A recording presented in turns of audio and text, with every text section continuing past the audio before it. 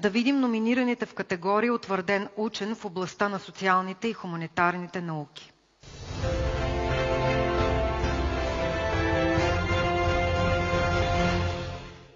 Доцент доктор Ангел Джамбов, ръководител на направление околна среда и здраве в Медицинския университет в Пловдив.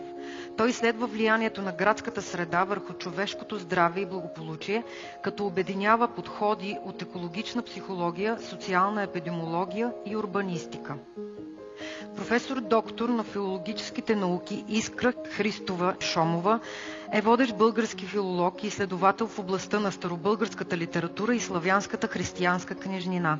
Нейните изследвания разкриват еволюцията на календарите, богослужебните текстове и преводите от гръцки, съчетавайки палеографски, лингвистични и историко-културни анализи.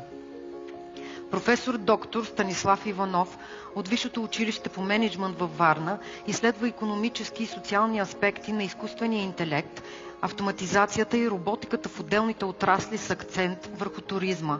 Той е автор на над 80 научни публикации, сред които първото глобално изследване с над 1600 респонденти на възприятията на потребителите спрямо използването на роботи в туризма и първото изследване в България на страха от автоматизацията на работните места.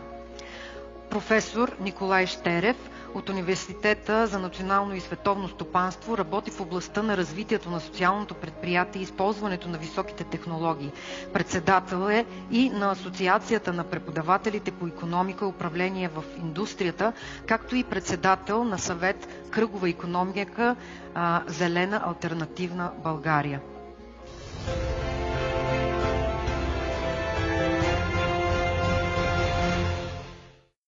Моля Таня Михайлова, началник на кабинета на министъра на образованието и науката, да заповяда на сцената и да връчи наградата.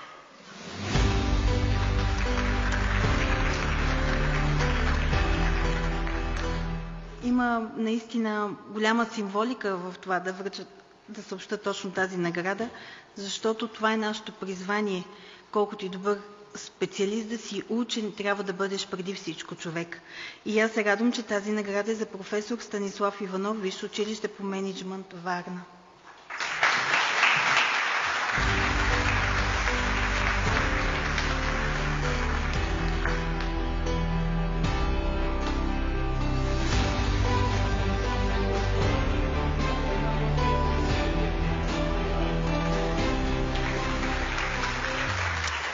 Получавам тази грамадна награда от името на професор Иванов, който в момента е в чужбина, изнася лекции. Той поздравява всички, които са тук и изказва благодарност за това, че това, което правим всички ние в науката, се оценява високо. Успехи на всички вас, колеги!